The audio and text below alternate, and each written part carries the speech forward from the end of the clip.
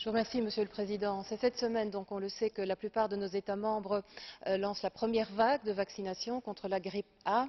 Ceci alors que, dans le même temps, on est forcé, chacun presque parallèlement, de constater le peu d'avancées en cette même matière d'accès aux vaccins des pays en voie de développement. Ça vient d'être évoqué. Des millions de personnes et des enfants en priorité meurent chaque année dans ces pays de toute une série de pathologies qui ont été évoquées notamment par mon collègue Mitchell précédemment.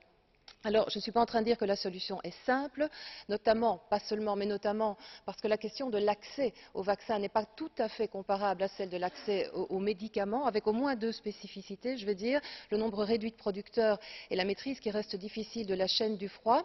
Il y a des éléments positifs, en revanche, le fait que pour le moment, le virus ne mute pas et aussi la disponibilité annoncée de 3 milliards de doses chaque année. Ce sont des éléments qui parlent d'évidence et qui imposent, qui favorisent la mise en place d'une stratégie à l'échelle mondiale. Alors je pense que l'Union européenne, dans le temps limité qui m'est accordé, je conclus, Monsieur le Président, l'Union européenne doit soutenir sans retenue l'appel de l'OMS pour une distribution équitable des vaccins, en priorité dans les zones de haute mortalité, et que nous devons aussi créer les conditions et favoriser le développement de partenariats privés-publics pour lutter efficacement dans cette lutte contre la pénurie de vaccins dans le monde. Je vous remercie, Monsieur le Président.